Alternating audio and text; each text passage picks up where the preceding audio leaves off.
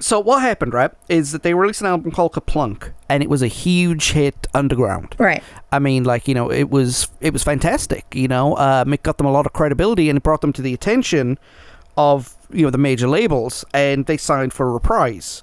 Mm-hmm. And because Rob Cavallo was the only person we could talk to and connect with. Right. And you know what? In the 90s, I think that was more important than money to a lot of the artists. I mean, you hear... Yeah, they needed someone that they felt could represent them or connect with them. Yeah, I mean, Nirvana said that with Butch Vig. And, Blur said it with Food Records. Oasis said it with Creation Records. It wasn't necessarily the money. It was the artistic control that, that helped them out. But the sign-in to the major label didn't endear themselves to the scene at all. Right. They left, even though they left their previous label on good terms, the Gremlin Club, which is a notorious punk club, banned them for life for selling out. Yeah, depending on where you stand on the punk scene, this was Green Day's sellout album, so,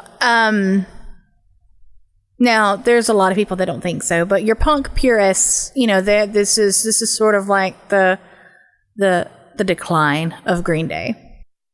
And I've never understood the selling out thing. I never understood it, right? Because a couple of the songs on this album, they re-recorded the versions from Kaplunk, right? Right. So they're still making the same music. You and I watched many times the Ray Charles movie, right? And he went from that, Hit the Road Jack and, all that stuff. And then Georgia on My Mind when he changed labels. Right. And people thought he was selling out, but that was his decision. It wasn't as if they went into the record label and the label said, you have to change your complete musical style. There's growth as artists. And people don't take the... But that's the whole... that's a mindset. Because when you're small and you're underground... There's a level of quote unquote ownership for your fans, like you're theirs, and your art is for them, which it is, because that's what attracted them to, but they don't want to let you go so that other people can enjoy the same thing, So I remember reading an interview on the topic of selling out. I remember reading an interview years ago with Trent Reznor, and I'm paraphrasing this, but he was talking about how when he was really struggling right around Downward Spiral because he got a hold of a lot of sellout, shtick too. But actually, of all people to sort of talk him around on that, it was Bono. So Bono basically just said, look, you're writing things that are connecting with people and you're based here. So why shouldn't somebody in Ohio get the chance to be moved by your art? You know what I mean? Like it's not selling out. It's broadening your, not even so much fan base, but reachability. Yeah. Your impact. That's what I'm looking for.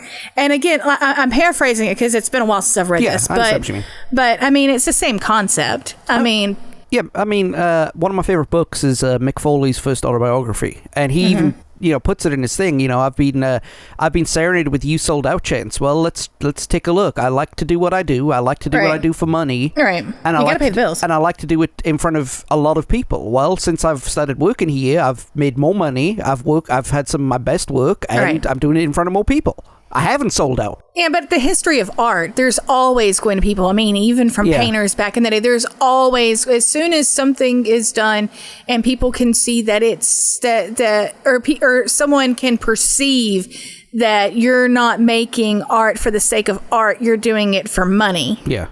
At that point, people they get all up in their fifis. And I guess it's I don't understand it and I don't get it. I understand why they do, but I don't get why they do it, if that makes sense. Well, because art is subjective, obviously, and as I went on my rant last week about supporting your local music scene, it is important to support your local music scene. Don't get me wrong. Absolutely, it is. if your goal as part of your local music scene is to expand to another, to expand your outreach, as you said, I don't get why people would be upset with that. If I like a cheeseburger, I'm going to want other people to eat this cheeseburger. Right. So I don't know. I've never understood the selling out thing, and but it did cause a lot of their hardcore fan base to never listen to them again. Right. It's just unique to me.